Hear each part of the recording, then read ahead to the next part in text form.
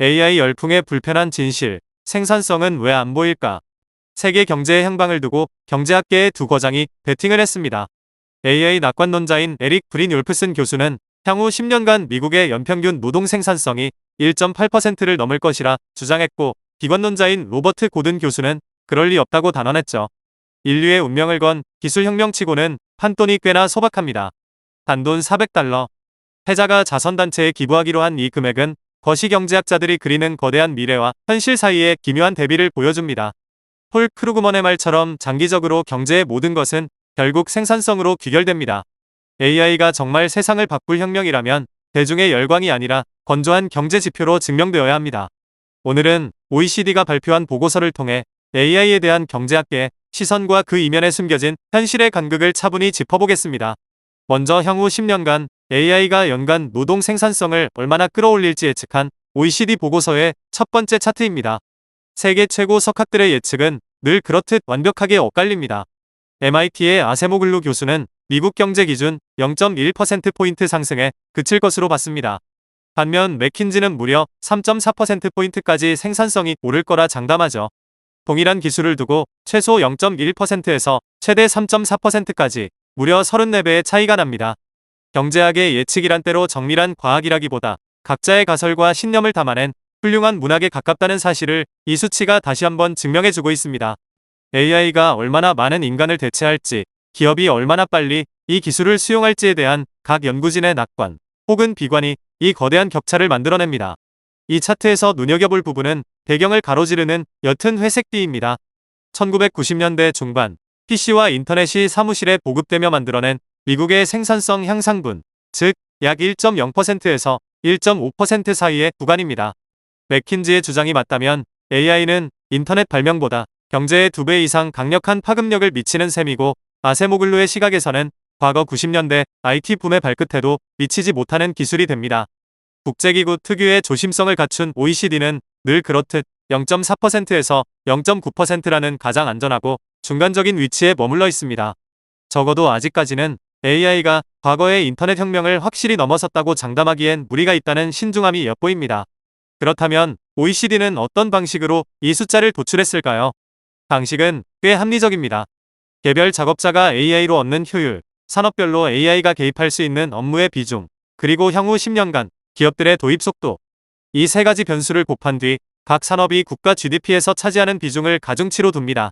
꽤 정교한 수학 공식처럼 보이지만 결론적으로 이 프레임워크 역시 기업들이 실제로 얼마나 발빠르게 움직일 것인가에 대한 연구진의 주관적 추정에 철저히 의존하고 있습니다.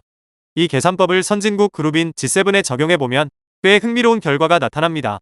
가장 낙관적인 시나리오 하에서 미국과 영국은 1.2%대의 향상을 기대하지만 일본과 이탈리아는 0.8%대에 그칩니다. 금융, IT 같은 지식 집약적 서비스업의 비중이 높은 국가일수록 혜택을 온전히 가져가기 때문입니다.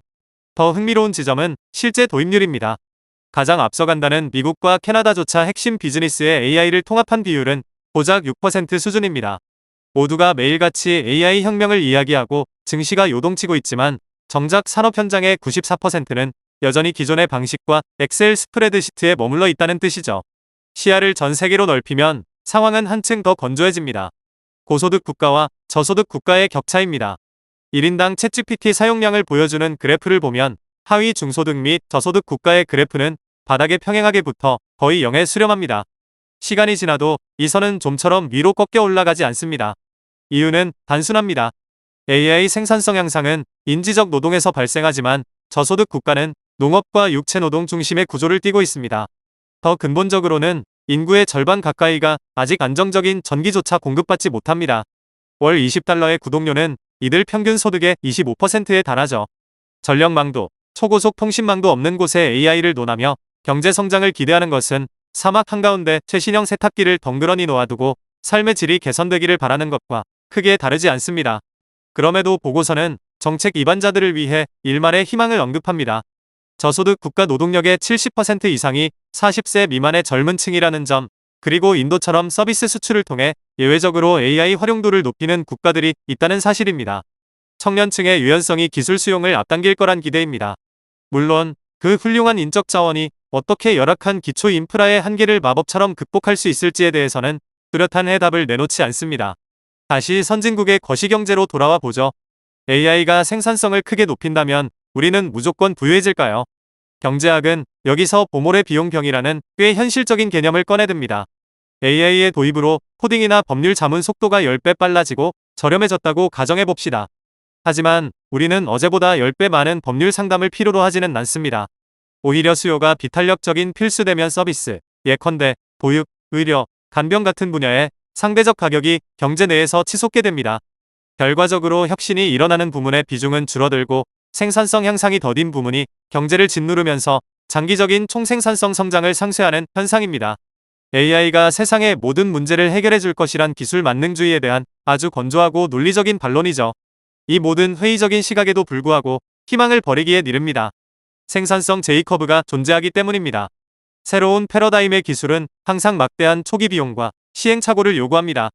기업이 프로세스를 갈아엎고 직원을 재교육하는 동안 통계상으로는 생산성이 오히려 정체된 것처럼 보입니다.